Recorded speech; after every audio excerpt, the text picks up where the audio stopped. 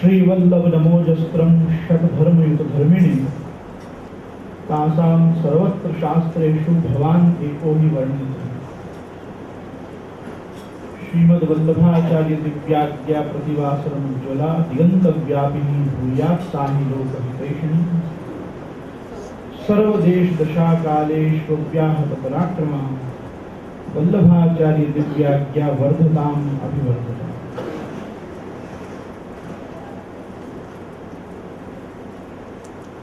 252 वैष्णव वार्ता सांप्रदायिक सिद्धांतों के यूं समझो प्रमेय प्रकरण। हमारे यहाँ का संपूर्ण वाल्लभीय शाब्दिक वांग्मय जितना भी साहित्य आज तक अपने संप्रदाय में लिखा गया, उसमें अगर आप विशेष रूप से ध्यान दोगे तो कीर्तन साहित्य और वार्ता साहित्य को छोड़ के मूलभूत संस्कृत साहित्य 90% हमारे संप्रदाय का प्रमाण प्रकरण ही है। आज प्रमेय शब्द का लोग दोनों ही अर्थ हैं, लेकिन प्रायः दूसरा ही अर्थ लोग लेते हैं। प्रमेय शब्द का लोग अर्थ समझते हैं प्रेम का मार्ग। हम जब कहते हैं कि पुष्टि संप्रदाय पुष्टि मार्ग जो है वो प्रमेय मार्ग है, तो लोगों को लगता है ये मात्र कृष्ण प्रेम का मार्ग। ये बहुत वास्तविक सत्य भी है। यहाँ कृष्ण प्रेम और श्री कृष्ण से इतर कुछ है ही। यही हमारे संप्रदाय का शुद्धाद्वैत है कि महाप्रभु जी कृष्ण, गुसाई जी कृष्ण, यमुना जी कृष्ण, गिरिराज जी कृष्ण, कृष्ण भी कृष्ण, आपके ठाकुर जी भी कृष्ण, मेरे ठाकुर जी भी कृष्ण, गोवर्धन नाथ जी भी कृष्ण, तापानिधि भी कृष्ण, सब हरि गुरु गौ वैष्णव ब्राह्मण अतिथि परिवार हर व्यक्ति अपने यहाँ कृष्ण। ये कृष्णाद्वैत संप्रदाय है। कृष्ण को हम कहीं भूलते ही नहीं, छोड़ते ही नहीं। इस अर्थ में देखो तो अपना संप्रदाय निश्चित ही प्रेम मार्ग है, प्रमेय मार्ग है। लेकिन शास्त्र में प्रमेय जिसको कहते हैं वो है प्रमाणों से जो जाना गया तत्व है, वो प्रमेय। एकदम सीधी भाषा में कहें, अभी बहुत शास्त्रीय उसका डेफिनेशन, उसका मीमांसा व्याख्या न करके सीधा अर्थ हम प्रमेय शब्द का करें तो प्रमेय मार्ग उसको कहते हैं, प्रमेय तत्व उसको कहते हैं जो शास्त्रीय प्रमाणों के आधार पे जो ज्ञान हमें हुआ है। अब हमको जो भी ज्ञान हुआ है उसके लिए स्पष्ट है कि हमारे यहाँ 4 प्रस्थान सब चीजों का आधार है। जैसे इस चौकी के 4 चरण हैं, वैसे शुद्धाद्वैत ब्रह्मवाद के स्ट्रक्चर को श्री महाप्रभु जी ने वेदों पे, ब्रह्मसूत्रों पे, भगवत गीता पे, भागवत पे आधारित किया है। ये सब हो गया उसका प्रमाण। और जो पुष्टि मार्ग के सेवा प्रकार तथा जो बाबा साहब ने अभी कहा कि भाव भावना, स्वरूप भावना, लीला भावना, ये सब जो बातें कही, ये हो गया हमारे यहाँ का प्रमेय प्रकार। आप एक चीज विशेष रूप से ध्यान दें,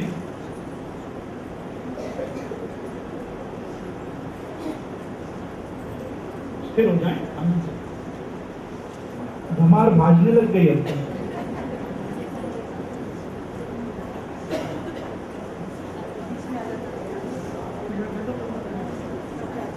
सब वल्लभ के पास हमें वहां तक चले, माथा पे चढ़ जाऊं नहीं चले। आओ पास आ जाओ।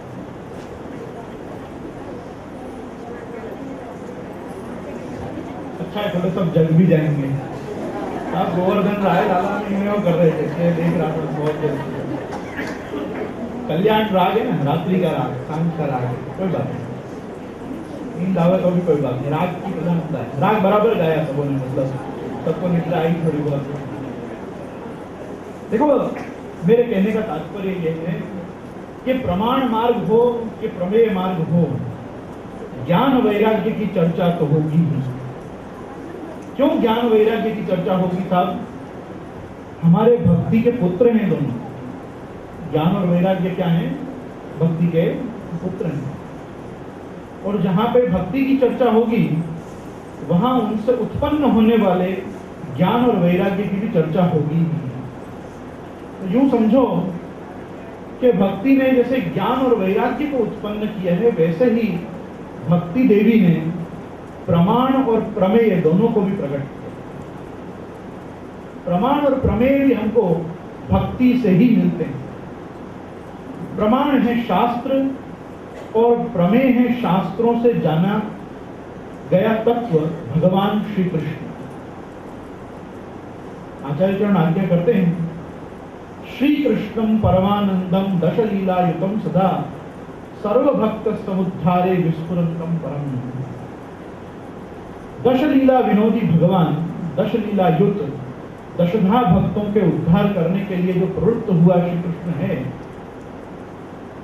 वही अपन सबका उपास्य है।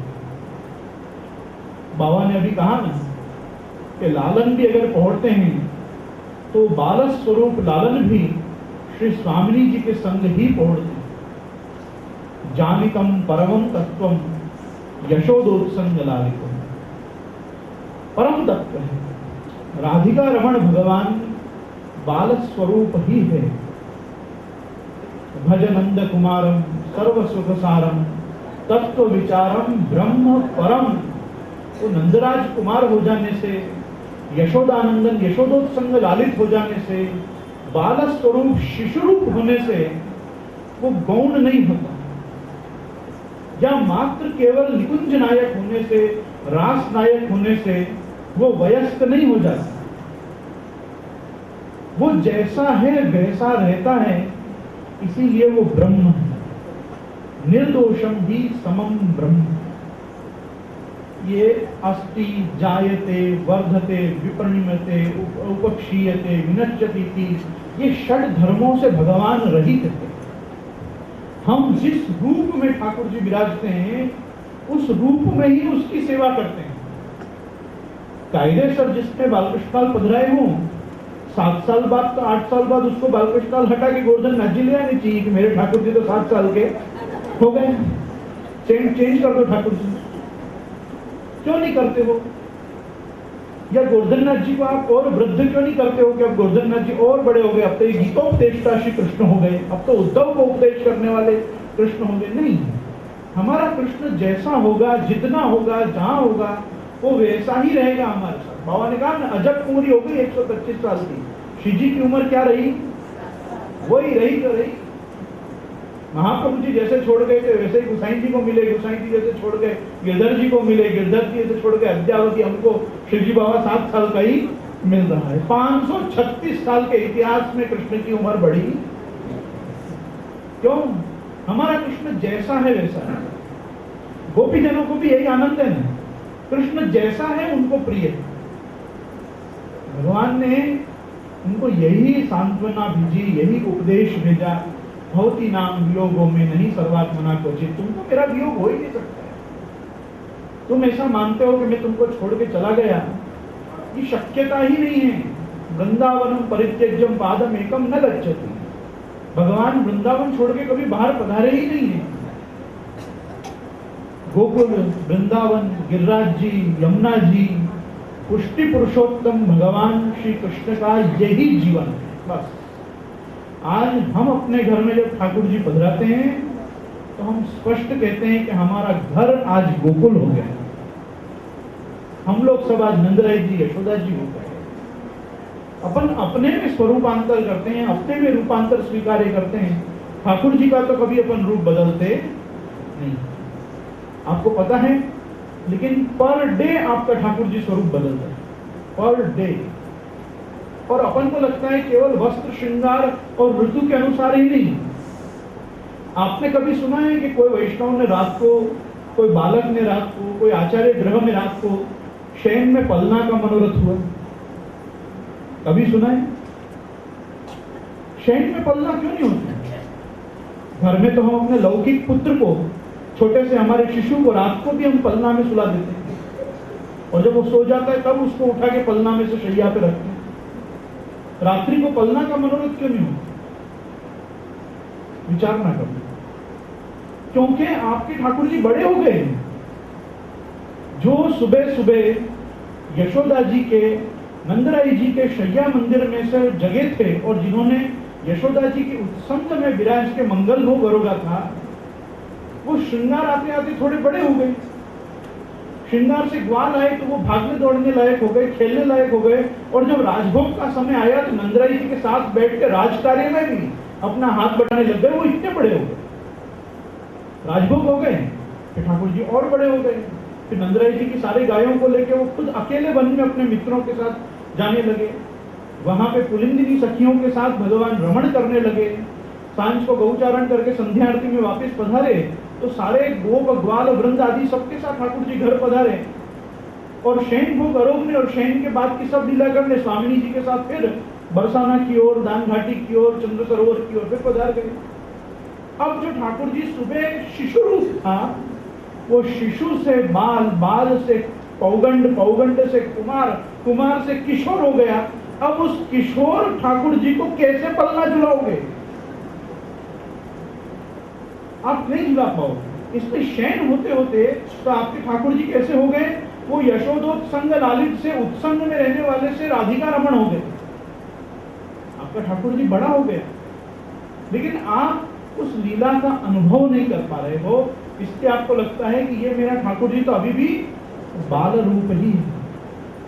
देखो, अगर ऐसा नहीं होता ना तो हम कभी बालकृष्णलाल को मुकुट नहीं धराते, हम कभी बालकृष्णलाल को टिपारा नहीं धराते, हम बालकृष्णलाल को किरीट नहीं धराते। हमेशा हम पाग और टोपी में ही उसकी सेवा करते। और आज स्थिति कैसी है कि अपन तो ठाड़े मदन मोहन जी भी अपने घर विराजते हों और बाल लीला के दिन शुरू हो गए हों तो अपन मदन मोहन लाल को भी टोपी धरा देते, उनको भी बाल लीला के श्रृंगार करते हैं। देखो, इसको कहते हैं विरुद्ध धर्माश्रयवाद। ठाकुर जी विरुद्ध धर्मों का भी आश्रय स्थान। दिखता है छोटा है, बड़ा माई दिखेगा बड़ा, वास्तव में वो है छोटा सा।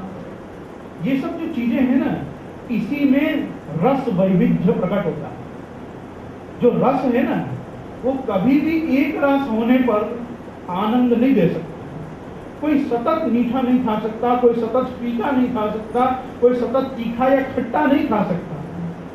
उसको सर्व रस चाहिए। आनंद के लिए क्या चाहिए? सर्व रस की आवश्यकता। हमको जो पोषण मिला है, जो पुष्टि हमको मिली है, जो पुष्टि मार्ग हम पुष्टि भक्तों को मिला है, इसमें हमारा कृष्ण, जब हम कहते हैं कि कृष्ण रसरूप है, तो उसकी रसरूपता भी एक विध नहीं है, उसकी रसरूपता भी 10 विध। तो 10 प्रकार के रसों में रहता है। मेरे कहने का तात्पर्य यह है कि अभी जैसे बाबा ने अपने को विनती करी, आज्ञा करी कि आप अपने अभी धमार के ऊपर कुछ आज्ञा करो, आप धमार की विशेषता देखो। ये चीज को समझने के लिए आप मेरी एक बात को बहुत ध्यान से सुनो। ये धमार जो भी अपन ने गाई, श्री गोवर्धन राय लाला, ये गोविंद स्वामी की वार्ता में ये इतिहास अपने को प्राप्त होता है।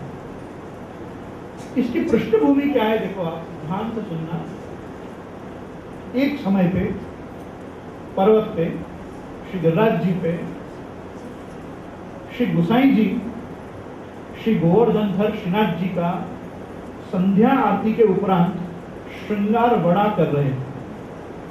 क्या कर रहे थे? श्रृंगार बड़ा कर रहे हैं। श्रृंगार बड़ा हो रहा है और धमार बैठ जाने के बाद एक ऐसा नियम होता है कि मंगला से लेकर शयन पर्यंत अलग अलग प्रकार की धमार ही गौती है।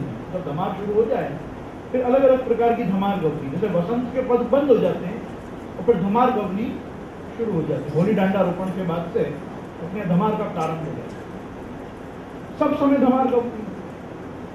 अब सब समय धमार अपने समय में गवेगी तो अपन जो छपी हुई होंगी, लिखी हुई होंगी, वही गाएंगे।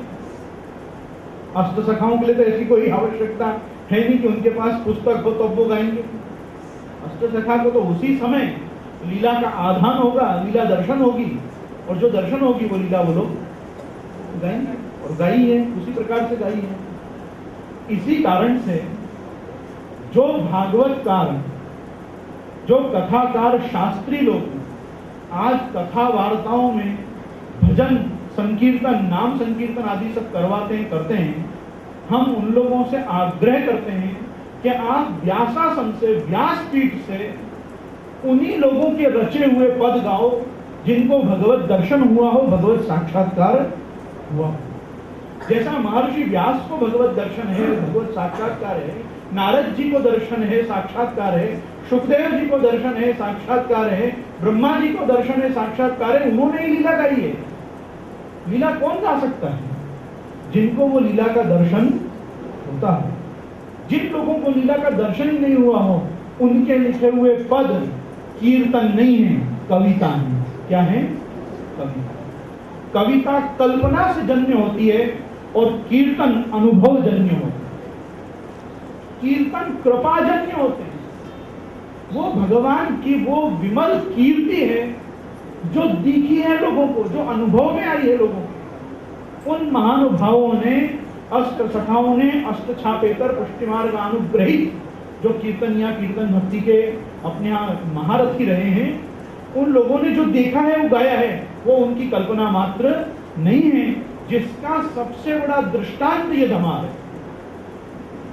श्री गोसाई जी श्रीजी बाबा के गोवर्धन धर के श्रृंगार बड़े कर रहे हैं और टेरा के पीछे गोविंद स्वामी गोविंद दास वहां बैठ के इस धमार को गा रहे हैं। जब वो इस धमार को गा रहे हैं तो गाते गाते वो कहते हैं,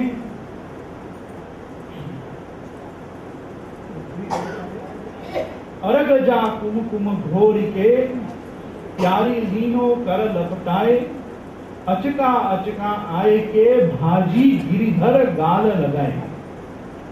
यहां पे श्री गोवर्धन धर नहीं भागे हैं।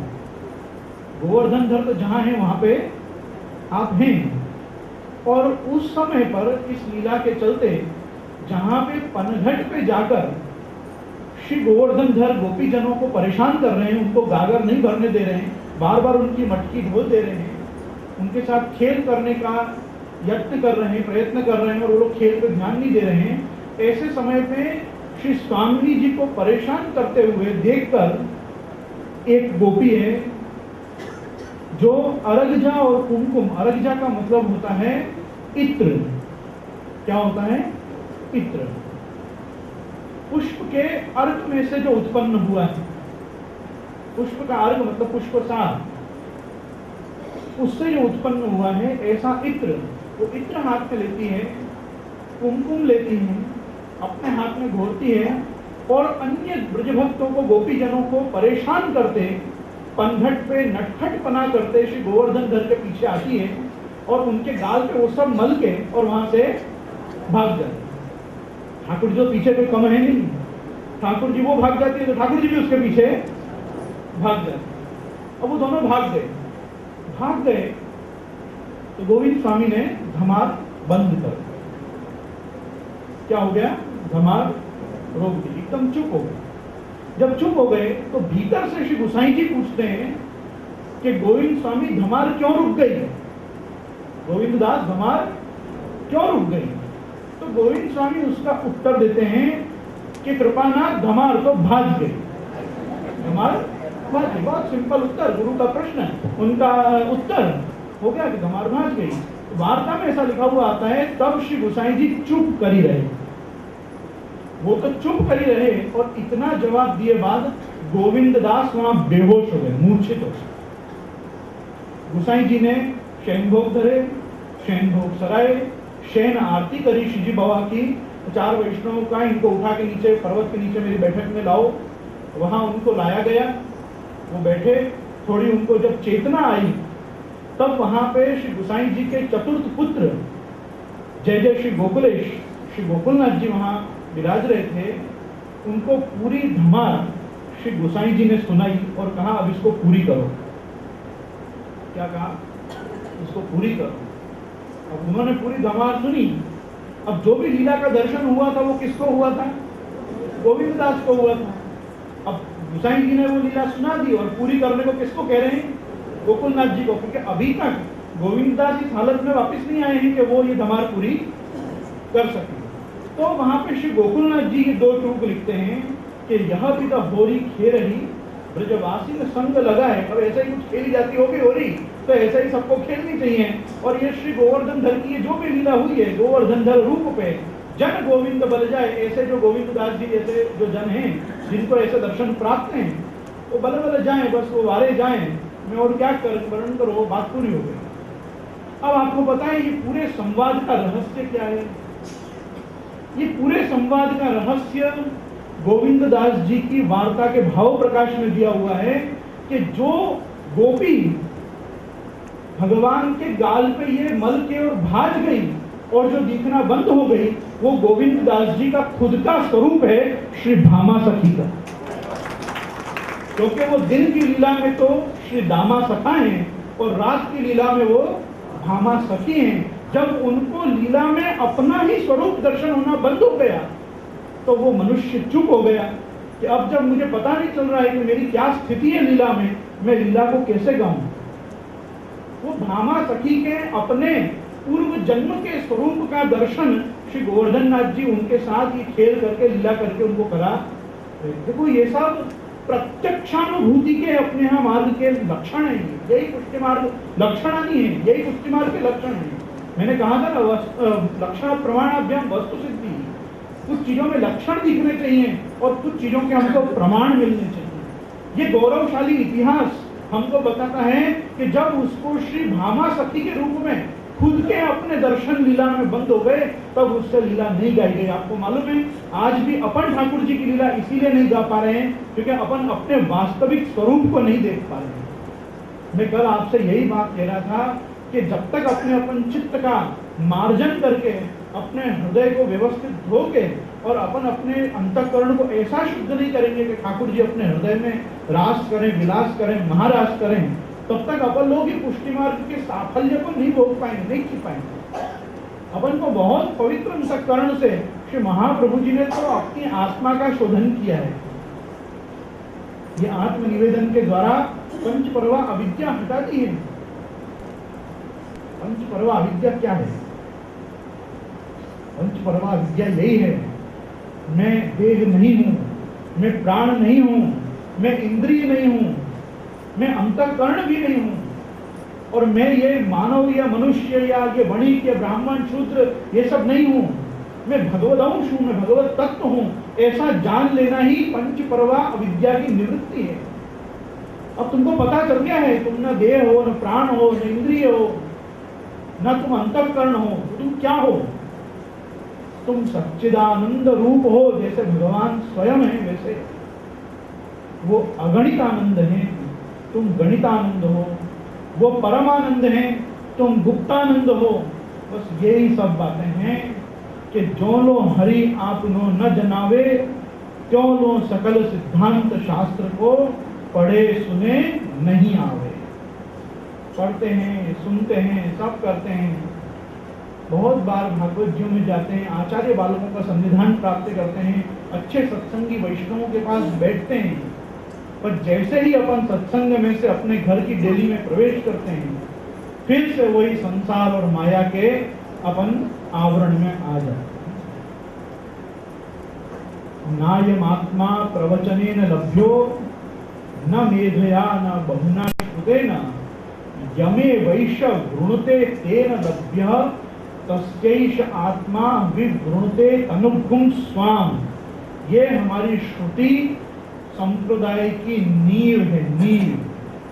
पूरा पुष्टि मार्ग, कृपा का मार्ग, पोषण का मार्ग, अनुग्रह का मार्ग, भगवत सेवा का मार्ग भगवान के अंगीकृति के स्थैर्य पे निर्भर करता है कि भगवान की अंगीकृति कितनी मजबूत है। और जो भी मजबूती है वो श्री महाप्रभु जी के कराए हुए संबंध और गोवर्धन धर के द्वारा अपनी थामी गई बाह के अंदर ही है। अपनी अंगीकृति में क्या दृढ़ता है मुझे बताओ? अगर अपनी अंगीकृति में दृढ़ता कोई भी प्रकार की होती तो श्री गोसाई जी महाप्रभु जी का ये नाम कभी नहीं लिखते कि अंगीकृत्यैव गोपीश वल्लभीकृतमान। मनुष्य का वल्लभीकरण करने वाले अंगीकार गोवर्धन धर करते हैं और गोवर्धन धर का प्रिय पात्र, प्रिय भाजन भगवत प्रियाचार्य मार्ग में आने के कारण ही अपने आप मनुष्य हो जाए। अपने यहाँ के कीर्तन, अपने यहाँ का जितना ब्रजभाषा साहित्य है ये उसी प्रमाण साहित्य का, प्रमाण मार्ग का उत्तर है अगर आप 252-84 वैष्णव वार्ता, निज वार्ता, घरु वार्ता, बैठक चरित्र, आचार्य बालकों के पूर्वाचार्यों के वचनामृत देखोगे, वो सब आपको कौन सी भाषा में मिलेंगे? ब्रज भाषा। भाषा की बड़ी प्रधानता है। आप जब भी अपने यहाँ के कीर्तन साहित्य को देखोगे, कीर्तन साहित्य में कौन से भाषा की प्रधानता मिलेगी? ब्रज भाषा। हमारे एक बड़े आज्ञा करते थे, ब्रज, ब्रजेश और ब्रजभाषा, बस ये ही पुष्टि मार्ग है। जहां ब्रज है, जहां ब्रजाधिप भगवान श्री कृष्ण हैं, और जहां हमारे सबके बीच में संवाद रूप ब्रज भाषा, पुरुषोत्तम भाषा है, वही अपने यहाँ प्रमेय क्या है? होगा कि श्रीमद् भागवत महापुराण में भी 3 प्रकार की भाषा है। पहली लौकिक भाषा, दूसरी परमत भाषा, और तीसरी समाधि भाषा। 3 प्रकार की भाषाएं भागवत जी में भी हैं। उसी प्रकार भगवत तत्व को जानने के लिए योगी जनों ने, मुनि जनों ने, ऋषि जनों ने 3 प्रकार की भाषाएं बताई हैं कि एक होती है वैखरी वाणी, जिससे हम लोक व्यवहार करते हैं। एक होती है पश्यंती, जिससे हम शास्त्र में प्रवेश करके कुछ अध्यात्म को और कुछ आध्यात्मिक वस्तुओं को जान पाते हैं। और एक होती है परावाणी, जो भगवत कृपा से ही अपने को प्राप्त। अपने यहाँ जब ये बात कही गई कि कृष्ण सेवा सदा कार्या, तो उसके बाद तुरंत कहा मानसी सा परा। अभी परा जो वस्तु अपने अभी रीच में नहीं, अपन जहां तक नहीं पहुंच सकते, अभी उसकी हम चर्चा नहीं करेंगे। इसलिए आपको जो भी चेतस तत्प्रवणम, चित्त की प्रवणता का उपदेश हुआ, वो तत्सिद्ध्यै तनुवित्तजा, वो तनुवित्तजा सेवा से ही आपको बताया गया। तनुजा और वित्तजा सेवा का ही आपको आधार दिया गया। इसीलिए जो सेवा त्रैविध है, तनुजा, वित्तजा और मानसी 3 प्रकार की है। इसमें हमारे यहाँ ये कहा जाता है कि सेवा इसलिए द्वैविध है क्योंकि अपने द्वारा करणीय केवल तनुजा और वित्तजा ही होती है। अपन मानसी नहीं कर सकते बिना भगवत कृपा, आचार्य कृपा। इसलिए अपने यहाँ क्या कहा जाता है? सेवा का स्वरूप क्या है? द्वैविध। सेवा त्रैविध है। सेवा 3 प्रकार की, सेवा तनुजा है, सेवा वित्तजा है और सेवा मानसी भी है। मानसी सेवा को अगर हम नहीं स्वीकारते तो ऐसी स्थिति में तो पुष्टि मार्ग में आने की कोई आवश्यकता ही हमको नहीं ले जाती। क्यों? समाधि पर्यंत तो योगादि मार्ग हमको ले जाते हैं। फिर मानसी जिसको नहीं चाहिए उसको पुष्टि मार्ग में आने की क्या आवश्यकता? आज अपने अष्ट सखा, अपने 84 वैष्णव, अपने 252 वैष्णव, ये सब मानसी सेवा परायण लोग हैं। बाबा ने उनको कहा, बाबा ने अभी जो कहा ना कुंवर दास जी की वार्ता में, कि भाई उनको मंदिर की सेवा का बड़ा आग्रह था। उसका एक ये कारण और भी बहुत प्रबल है कि उनको स्वतंत्रतया स्वरूप सेवा महाप्रभु जी ने नहीं बदलाई। वो पूरी वार्ता में, कथा में जो श्री गोवर्धन धर की प्रसन्नता का कारण है, वो महाप्रभु जी की आज्ञा है। क्या चीज है? उनके मंदिर के आग्रह को मत समझो। उनका मंदिर का जो आग्रह है वो महाप्रभु जी की आज्ञा की अधीनता के वशीभूत है। इस कारण से श्री गोवर्धन धर प्रसन्न होते हैं कि ये गुरु आज्ञा परायण मनुष्य है, ये अपने समय पे उठ के वहां पर्वत पे चला ही जाएगा, क्योंकि इसको गुरु ने वो ही आज्ञा की है। इसके गुरु ने आज्ञा की होती कि जब तक श्रीनाथ जी खेले तब तक बैठो रही हो, तो वो मंदिर की सेवा को भी ताक पे रख देते। अब बात समझे? तो मंदिर की सेवा को छोड़ देते, पर उनको ऐसी कोई आज्ञा नहीं की गई थी। जबकि आप गोविंद दास के प्रसंग में देखोगे तो गोविंद दास के प्रसंग में गोसाई जी ने पूरे परिकर को खड़े रख के आज्ञा की है, गोविंद दास कुछ भी करे उसको मत टोकना। श्रीनाथ जी प्रायः उससे हिले मिले रहते हैं। श्रीनाथ जी और वो क्या करते हैं, अपन को उसमें पढ़ना नहीं चाहिए। तो दोनों केसेस अलग अलग हैं। अपन लोग एक वार्ता पकड़ के सारे पुष्टि मार्ग का सिद्धांत उस वार्ता में नहीं घुसा सकते हैं और करना भी नहीं चाहिए। क्यों? हमारे लिए ये पूरे 84 के 84 दृष्टांत हमारे सिद्धांत हैं, हमारे 84 सिद्धांत, उनका प्रमाण हमारे 252 सिद्धांत हैं, सात्विक राजस तामस भेद करके। और आप देखो कि अपने यहाँ के ये गौरवशाली इतिहास ग्रंथ जब तक पढ़े गए, जब तक पढ़ाए गए, तब तक ये जिए भी थे। और आज जब इनका पठन पाठन शिथिल हुआ है, तब जाके अपने को ऐसा लगता है कि पुष्टि मार्ग अभी जीवंत नहीं दिखता व्यक्ति के घर में, वो थोड़ा सुस्त दिखता। पुष्टि मार्ग तो है, पुष्टि मार्ग जिस प्रकार से अनादि है वैसे अनंत भी है। पुष्टि और पुष्टि मार्ग ये कभी भी खत्म नहीं होंगे। ये भगवत शक्ति है, ये भगवान मार्ग है। भगवान मार्ग प्रकट भी भगवत इच्छा से होता है, भगवान मार्ग का तिरोधान भी भगवान अपनी इच्छा से करते हैं। इसलिए वार्ताओं में ऐसा आता है कि अब पुष्टि मार्ग के वर्ष पूरे थे। क्यों? भगवान को सृष्टि, स्थिति और लय ये लीला चक्र बंद करने का अधिकार ठाकुर जी को नहीं।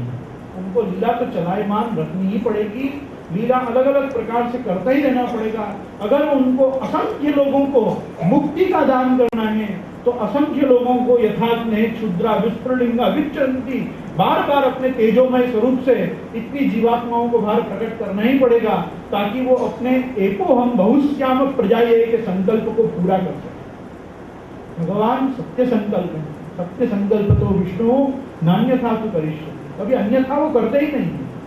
हमको जो हमारे जीवन में बुरा दिखता है, गलत हुआ प्रतीत होता है कि हमारे साथ बहुत गलत हुआ, हमने किसी का बुरा नहीं किया, हमारे साथ क्यों हुआ ऐसा, ये सब हमारे पूर्व जन्म के संस्कार, पूर्व जन्म के फल भोग जो हमारे प्रारब्ध के रूप में विधि ने लिखे, हम उनको भोगते हैं। हम ये जन्म का कोई फ्रूट अभी नहीं खा रहे हैं। और जो लोग ऐसा भाषण देते हैं सब इधर ही है, जो भोगना है सब इधर ही भोगना है, ये कुछ नहीं है ऐसा।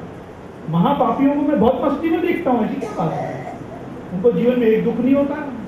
उनके पूर्व जन्मों में उनके दान पुण्याति हैं भाई, अभी उनका अकाउंट खाली नहीं हुआ। वो भोगेंगे इस समय जितने भी आदि भौतिक और तुमको बड़े लौकिक में सुख रूप वो दिख रहे हैं, वो सब उनके पूर्व जन्म के दानादि हैं, पूर्व जन्म के यज्ञादि हैं, पूर्व जन्म का भगवान नाम संकीर्तन है। वो तुमको ये उपदेश करता है कि ये अकाउंट खाली मत होने दो, वो अकाउंट अपना भरते रहो, भगवान नाम लेते रहो। ये जन्म में नहीं भोग पाए तो अगले जन्म में तो अवश्य सुख भोगोगे।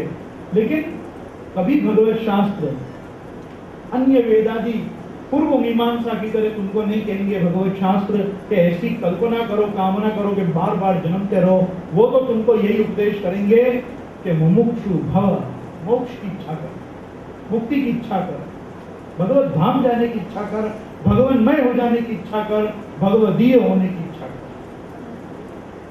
अपनी जो इच्छाएं हैं वो इच्छाएं भी बड़ी पवित्र होनी चाहिए, अपनी वासनाएं भी पवित्र होनी चाहिए, अपनी तृष्णाएं भी पवित्र होनी चाहिए, अपनी क्षुधा पिपासा भी पवित्र होनी चाहिए। कोई भक्त, कोई भगवती भक्त भगवान नाम भगवत सेवा की आड़ में भूखा नहीं मरा। सबने पेट भर खाया और चैन भर सोए। तुलसा की वार्ता में तुलसा कहती है ना कि हम कैसे हैं, हम पेट भर खाते हैं और नींद भर सोते हैं। हम अपने लौकिक सुखों का त्याग नहीं करते।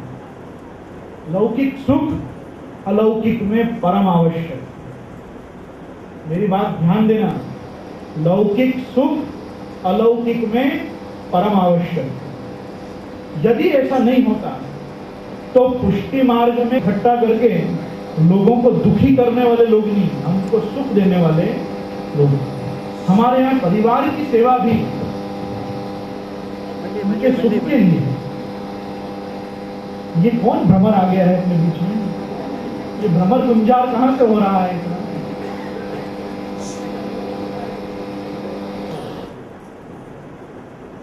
भ्रमर गीत हो जाए।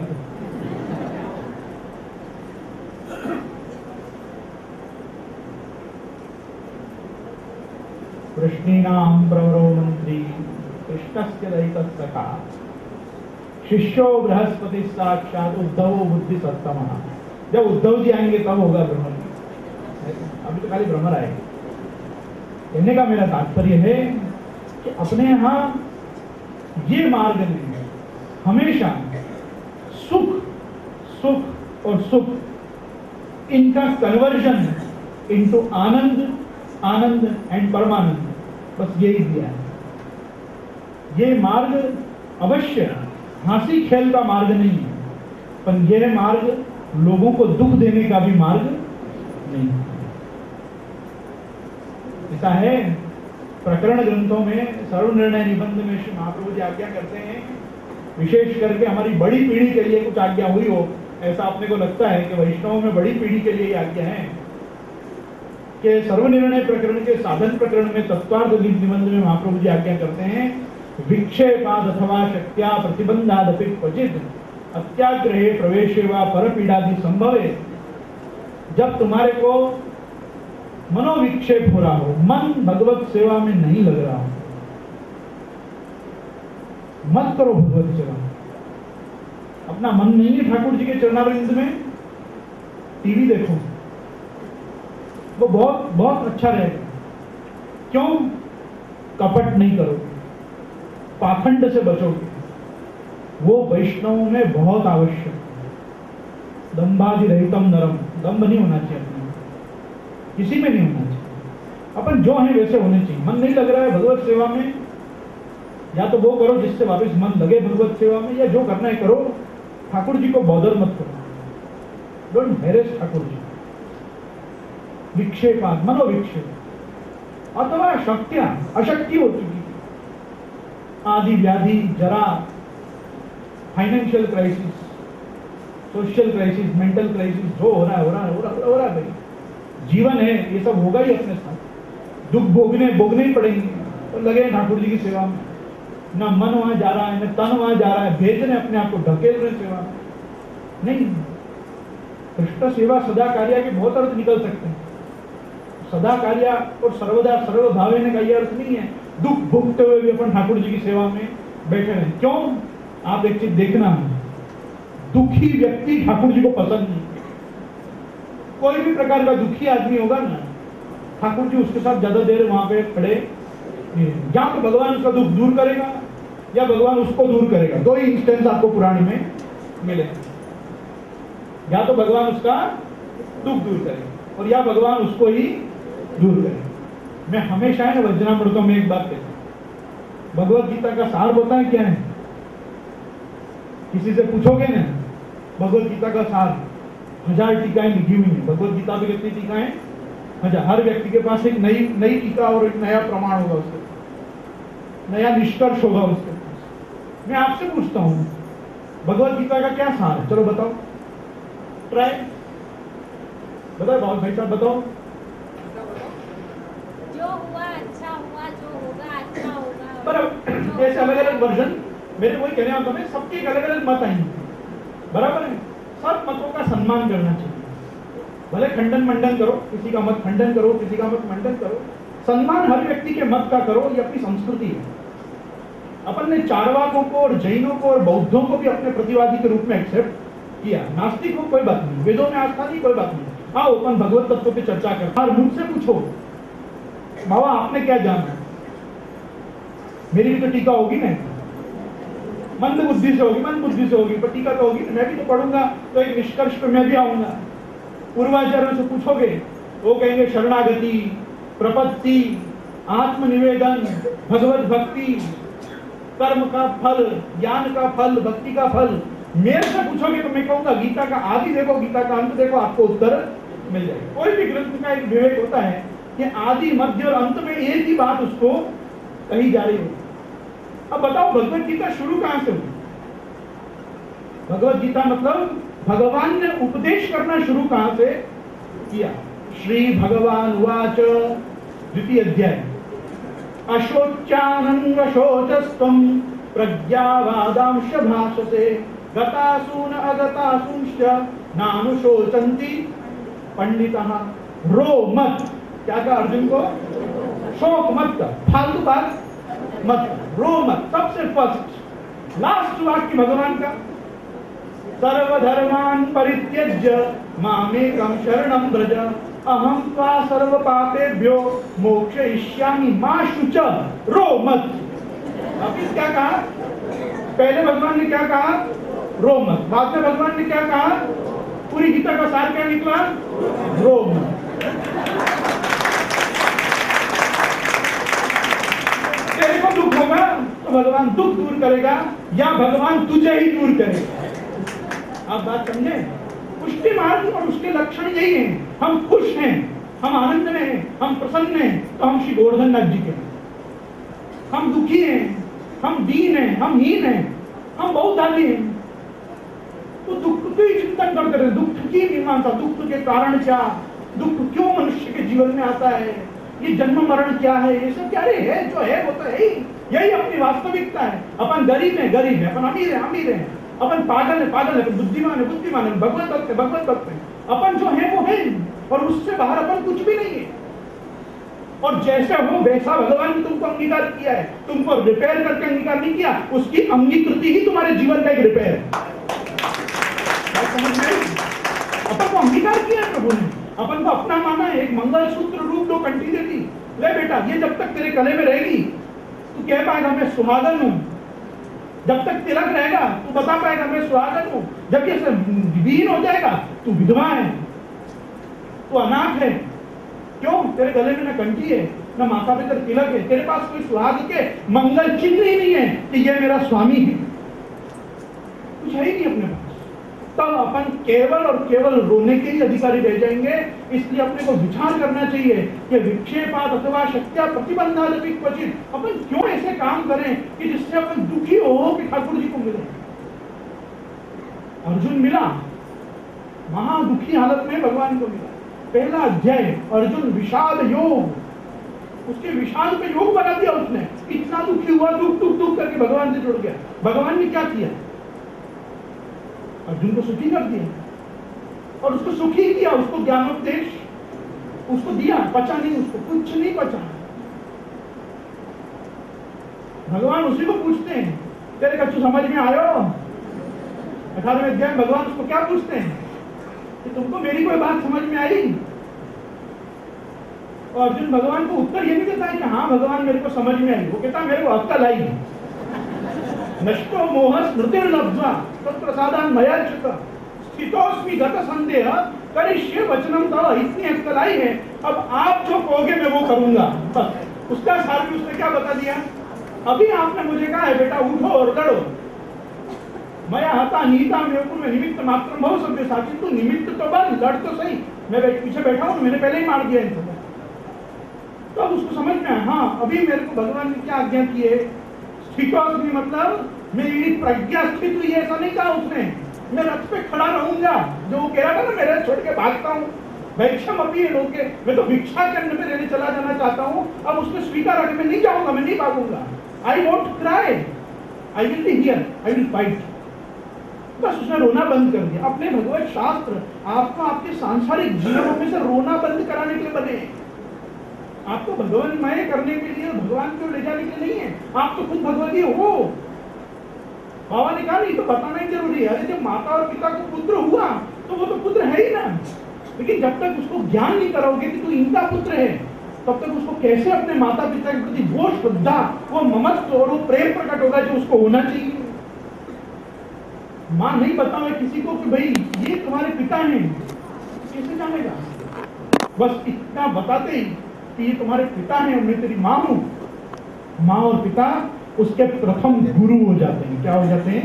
ये कौन, तू कौन, और ये सब क्या है? बस यही है वेदांत में, ये ब्रह्म है, तू जीव है, और ये सब माया है बस। लेकिन जीव होना माया नहीं, जीव होना जीव की वास्तविकता है, ब्रह्म होना ब्रह्म की वास्तविकता है, और माया का होना माया की भी वास्तविकता है। दैवी येषा गुणमयी मम माया दुरत्यया मामेव ये प्रपद्यन्ते माया में काम तरंती है। माया प्रॉब्लमेटिक नहीं है, मायावाद प्रॉब्लमेटिक नहीं है, ब्रह्मवाद न जानना, बस यही अपनी प्रॉब्लम है। अपन भगवान को नहीं जानते, भगवान को जानते हैं फिर भी मान नहीं रहे, मान रहे हैं तो फिर अपनी सेवा में अपने देह को क्यों नहीं लगा रहे हैं, अपने चित्त को, अपने वित्त को भगवान में क्यों नहीं लगा रहे हैं? बस यही एक शाश्वत प्रश्न आपसे पुष्टिमार्ग बार बार पूछ रहा है। और मैं भी आपसे 4 दिन से यही बातें डिस्कस कर रहा हूँ कि हरिराय जी का ग्रंथ पुष्टिमार्ग लक्षणानि च आपको दिया गया है, उसको आद्यंत देखो, बार बार एक ही बात कही जा रही है, इसको पुष्टिमार्ग कहा जाता है। पुष्टिमार्ग असकथ्यते, पुष्टिमार्ग असकथ्यते, पुष्टिमार्ग सत्य। क्या एक डेफिनेशन है उसमें पुष्टिमार्ग की? 21 बार आपको बताया गया है कि इसको पुष्टिमार्ग कहा जाता है। तो क्या वहां पे सारी डेफिनेशंस पूरी हो गई? नहीं, आज तक चली आ रही है। क्योंकि हर इंडिविजुअल व्यक्ति के लिए महाप्रभु जी के मौलिक सिद्धांतों को जीने के बाद पुष्टि मार्ग की नई डेफिनेशन उसके जीवन में खुद तैयार होगी। हर व्यक्ति का केस अलग है, ये बताने के लिए ही आपको एक वार्ता शाश्वत रूप से नहीं दी गई, 84 दृष्टांत दिए गए। तो मालूम है क्यों दिए गए? क्योंकि नारद जी जिनका ये शुद्धाद्वैत संप्रदाय है, भगवान रुद्र ने जिनको ये परंपरा में दिया है, उन्होंने भक्ति के सूत्र भी 84 ही लिखे हैं। नारद भक्ति सूत्र कितने हैं? 84 सूत्र। यूं समझो कि वो नारद जी के 84 सूत्रों का कोई दृष्टांत सहित भाष्य हो तो वो अपने 84 वैष्णव। एक एक भक्ति का स्वरूप है। भक्ति की मीमांसा जब करने बैठो तो भक्ति एक विध नहीं होती। भक्ति योगो बहुविधो भामिर्भाव्यते। कपिल देव जी ने जब माता देवहूति को योग बताते हुए, सांख्य का उपदेश करते हुए भक्ति योग की बात करी तो कहा कि माता भक्ति योगो बहुविधो, भक्ति तो बहुत प्रकार की है।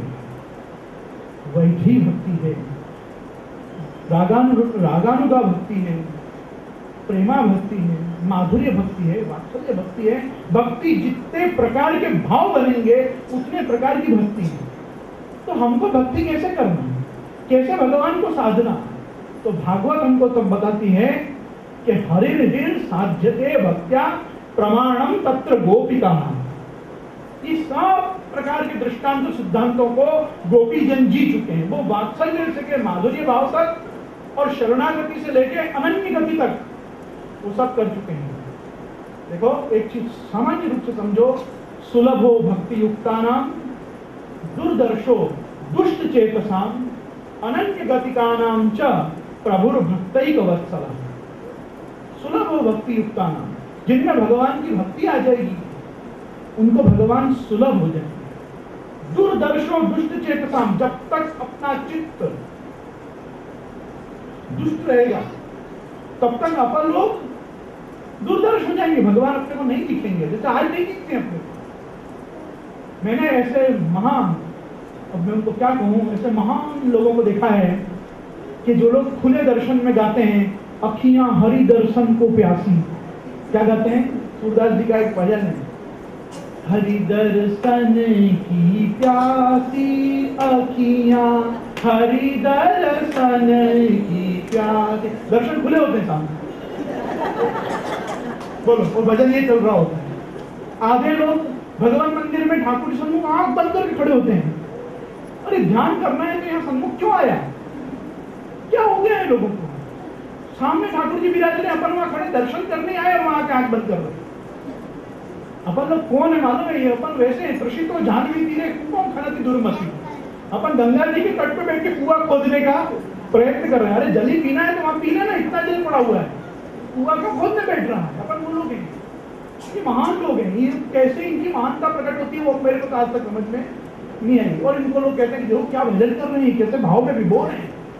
ये भाव में विभोर नहीं है, ये बोर हैं। ठाकुर जी भी इनसे कंटाल गया, हो कहता तो मेरे सामने आके भी आंख बंद करके खड़ा रहना, नालायक, मेरे को देखा तो मैं तुझे देख लूंगा। ठाकुर जी को देखना नहीं चाहता, तो वो ठाकुर जी संतों आके आंख बंद करके बैठे रहते। ये वो लोग हैं। मैं किसी की निंदा में नहीं मानता हूँ, ना मैं किसी को आखिर दिन कुछ बोलते रहने में रुचि रखता हूँ। मैंने ये चीज अपने जीवन में देखी है सब जगह। मैंने भी बहुत घाट के पानी पी लिए, मुंबई, नासिक, हैदराबाद, वापी। मैंने हर प्रकार के वैष्णव, हर प्रांत के वैष्णव देखे। मैं भी यूएई तक जाके आया, मेरे को बहुत आश्चर्य हुआ। हर जगह का एक वैष्णव एक अलग प्रकार के जीवन को जी रहा है, जो अपन को बहुत ढूंढने में जाके मालूम पड़ता है कि हाँ कहीं ना कहीं से अपने संप्रदाय के सिद्धांतों के आसपास है, अभी जुड़ा हुआ है, अभी एकदम से कटा नहीं। बस यही हमारे लिए समय है कि हम अपने आप को फुल रिपेयर्स में लगा दें। अपन डैमेज नहीं हुए ऐसा नहीं, लेकिन प्रभु कृपा से अभी तक अपन डिस्ट्रॉय नहीं हुए। बस अपन थोड़ा अपने आप को ठीक कर लें, अपन थोड़ी अपनी आदतों को सुधार लें। देखो धर्म ट्रांसफॉर्मेशन तो मांगेगा। आप आपके कंफर्ट जोन को तोड़ो और बाहर आओ, ये तो धर्म आपसे चाहेगा। रोज खाना ही खा लो, लेकिन एकादशी पे तो तुम नहीं खाओगे, इतना अपने ऊपर संकल्प करना पड़ेगा। तुम कितना ही खाओ, वो कोई आपत्तिजनक नहीं है। लेकिन एकादशी है और जान चुका है, कह रहे आज तो 11 से है, तो फिर तो घर वालों को कहना पड़ेगा कि अगर रसोई बन भी गई है तो भी मैं खा नहीं पाऊंगा। जब मालूम पड़ जाए, दोपहर को मालूम पड़ जाए भोजन के बाद, कह रहे आज तो एकादशी की, रात को मत खाओ। कुछ तो दृढ़ता ठाकुर जी को भी दिखाओ कि हाँ भाई मैं आपके लिए व्रत करूंगा। अपने यहाँ जब किसी को कहते हैं ना कि ये सब किया करो, आग्रह पूर्वक पाला करो, मालूम है वैष्णव क्या जवाब देते हैं? महाप्रभु जी कहूँ છે अपरिज्ञान नष्टेषु मंत्रेषु व्रत योगेषु તિરોહિતાર્થ દેવેશુ, બધું તિરોહિત થઈ ગયું છે, હવે વ્રત કરવાથી ફળ મળતું નથી। अच्छा भैया, पर बाद में ये भी कहा ना कृष्ण व्रतिर्मम, व्रत के फल की इच्छा से व्रत मत कर, ठाकुर जी के लिए व्रत कर। बस यही अपना पुष्टि मार्ग आके खड़ा हो जाता है वापस कि तुम हर चीज को खुद के फायदे के लिए मत तोलो, बस भगवत प्रसन्नता से उस चीज को तोल दो। तुम बिना मोल बिक जाओगे ना तो ठाकुर जी तुम्हारे वश में हो जाए। तुम ठाकुर जी का ही मोल कर लोगे ना कि ये देगा तो मैं तेरे को भजूंगा, तो तुम व्यापारी हो, फिर तुम भक्त नहीं। अपन को बस ठाकुर जी से थोड़ा व्यापार बंद करके वापस व्यवहार शुरू करने में लगना है। बस यही मुख्य मार्ग है। और अपन सब इसका चर्चा कल अपने सत्र के अंतिम चरण में करेंगे। अपनी फूल फाग की होली और अपने रसियाओं का कर्म शुरू हो उसके पहले मैं चाहूंगा कि अभी सभी शांत चित्त स्वस्थ मन से विराज रहे हैं। जो लोग इसके कारणभूत रहे हैं, मैं चाहूंगा कि मैं उन सब दिव्य विभूतियों के नाम अनाउंस करूं और वो बाबा श्री के पास यहाँ पधार कर और आपसे कृपा प्रसादी इकलाई। और पता नहीं, मैंने ऐसे भी लोग देखे हैं अपने यहाँ, और अभी देख रहा हूँ 4-5 दिन से, जो इकलाई ओढ़ने में शर्माते हैं। क्या ओढ़ने में शर्माते हैं? इकलाई ओढ़ने में शर्माते हैं। और उसमें उनको लगता है कि वो उनकी दीनता प्रकट कर रहे हैं। क्या प्रकट कर रहे हैं? दीनता। अब मैं आपको एक चीज बताता हूँ, ये इकलाई नहीं ओढ़ना क्या है मालूम है? अपने कर्तव्य से भागना कैसे है पूछो। देखो ऐसा है, हमारे शास्त्र में एक छोटी सी कहावत है, अरे ये तो जगह पे आ जाना भाई। अश्वम नैव गजम नैव व्याघ्रम नैव च नैव च, नीति कहती है अश्वम नैव गजम नैव व्याघ्रम नैव च नैव च अजापुत्रम बलिम दत्वा देवो दुर्बल घातक। कभी अश्व की, घोड़े की बलि नहीं दी जाती, कभी हाथी की बलि नहीं दी जाती, कभी सिंह की बलि कभी ही नहीं सुनी होगी। व्याघ्रम नहीं बचा, नहीं बचा। बलि किसकी दी जाती है? अजापुत्रम, बकरे की बलि दी जाती है। क्यों? देवता भी दुर्बल पे घात करते हैं। इस पे घात करते हैं? दुर्बल, कमजोर आदमी पे हर व्यक्ति चढ़ जाता है। अश्व के पास वेग है, हाथी के पास मद है, व्याघ्र के पास सामर्थ्य है, उसके पास कोई नहीं जाएगा बलि मांगने के लिए। इसकी बलि देंगे, बकरे की देंगे। क्यों? अजापुत्रम बलिम दत्ता, बेचारा है ना वो, मैं करता रहता है, हलाल हो जाता है। उससे सिर्फ इतना सीखना चाहिए, मैं बंद कर देनी है कि नहीं? ये मैं मेरा से बाहर आने का ही नाम पुष्टि मार्ग है। तन मैं, तनुजा मैं, वित्त मेरा, धन मेरा, बस ये मैं और मेरा ही ठाकुर जी को समर्पणा, ये पुष्टि मार्ग है। मैं बंद कर देनी चाहिए। व्याघ्रम नहीं बचा, नहीं बचा। सिंह की कोई बलि नहीं सुनी होगी कभी। दूसरी बात आपको पता है, कभी किसी ने सिंह का राज्याभिषेक होकर देखा है? नाभिषेको न संस्कारः, नाभिषेको न संस्कारः सिंहस्य क्रियते मृगैः, विक्रमार्जित राज्यस्य स्वयमेव मृगेन्द्रता। वो जंगल का राजा अपने पराक्रम से बनता है, उसको कोई ने राजा बनाया नहीं होता है, वो अपने बल से बनता है। उसको कोई तिलक की जरूरत नहीं है, राज्याभिषेक की जरूरत नहीं है। फिर भी आपसे पूछा जाएगा कि जंगल का राजा कौन है, तो आप क्या कहोगे? शेर। तीसरी बात, आपने कभी ऐसा नहीं देखा होगा कि एको हम, असहायो हम, कृशो हम अपरिच्छदः सत्यप्ययम विधा चिंता मृगेंद्रस्य न जाए। मैं अकेला हूं, मैं असहाय हूं, मैं कमजोर हूं, मेरे पास छुपने की जगह नहीं है, ऐसी भावनाएं ना सिंह के अंदर स्वप्न में भी नहीं आती। कभी सपना भी कभी शेर ऐसा नहीं देखता है कि मैं अकेला पड़ गया हूं, मैं कमजोर हूं, मैं छुपूं कहां। और उसी सिंह को, उसी व्याघ्र को हमारे यहाँ शास्त्र में केसरी कहा जाता है। क्या कहा जाता है? केसरी। और तुम वैष्णवों को यही बताने के लिए कि पुष्टि मार्ग के तुम सिंह हो, तुमको केसरी उतरना होगा।